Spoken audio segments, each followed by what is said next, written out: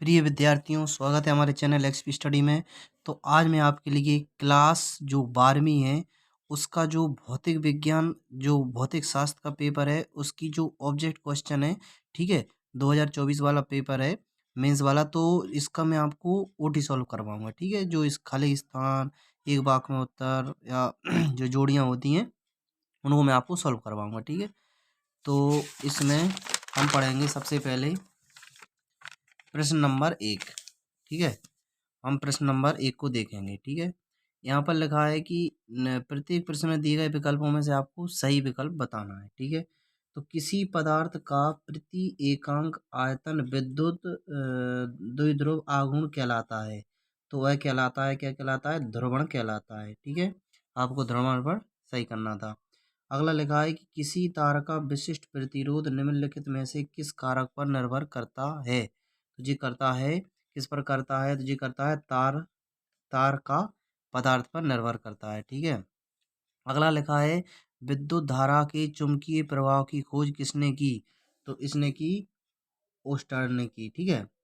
और अगला लिखा है गोलीय दर्पण की वक्रता त्रिज्या आर तथा फोकस दूरी एफ में संबंध है। तो इसका संबंध कौन सा होगा? आर बराबर 2f, ठीक है। अगला दिया गया है कि इसका कौन सा सही हो जाएगा? जो हो जाएगा अपना संभारक, ठीक है। और नेक्स्ट दिया है पीएन संधि डायोड की अपक्षय परत में होते हैं। तो क्या होते हैं? जो होते हैं निश्चल आयन, ठीक है। ये अपना ओटी कंप्लीट हो गई अपनी, ठीक है। अगला दिया है इसका खाली स्थान, ठीक है। तो इसको किस प्रकार भरना था? तो पहला लिखा है विद्युत क्षेत्र की दिशा में चलने पर विभव घटता है, ठीक है। आप क्या लिखेंगे? घटता है। जिन पदार्थों की चुंबकीय प्रवृत्ति ऋणात्मक होती है उन्हें क्या कहते हैं? प्रतिचुंबकीय कहते हैं, ठीक है। तो आप क्या लिख सकते थे? प्रतिचुंबकीय। आपने यहाँ पर क्या लिखा होगा? प्रतिचुंबकीय, ठीक है।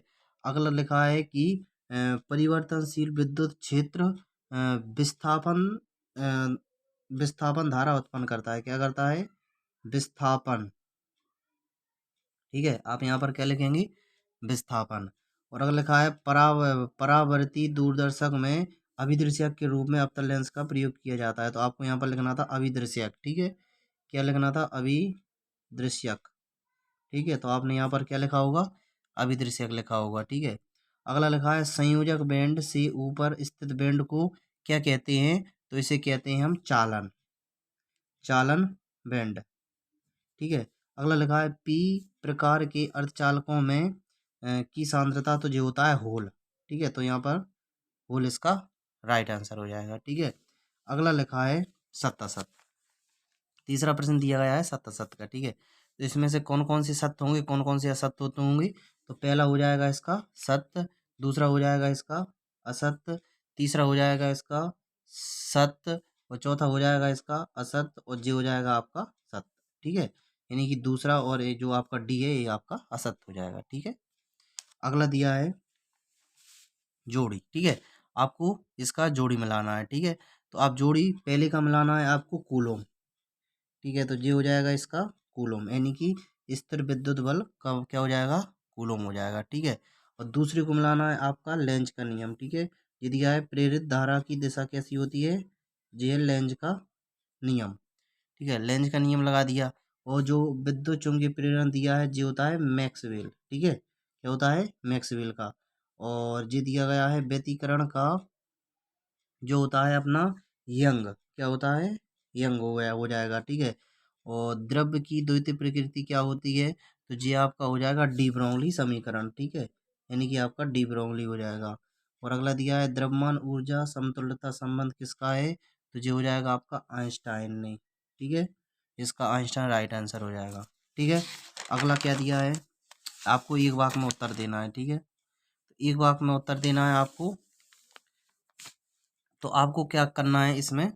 जो लिखा है पहला प्रश्न, क्या लिखा है कि वायु में स्थित एकांक धनावेश से निकलने वाले कुल विद्युत फ्लक्स का मान कितना होता है? जो होता है 1/एप्सिलॉन 0, ठीक है। आपको इतना लिखना था।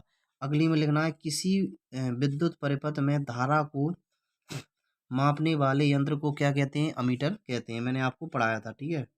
अमीटर। क्या हो जाएगा? अमीटर हो जाएगा। शुद्ध प्रतिरोधीय परिपथ के लिए शक्ति गुणांक का मान कितना होता है?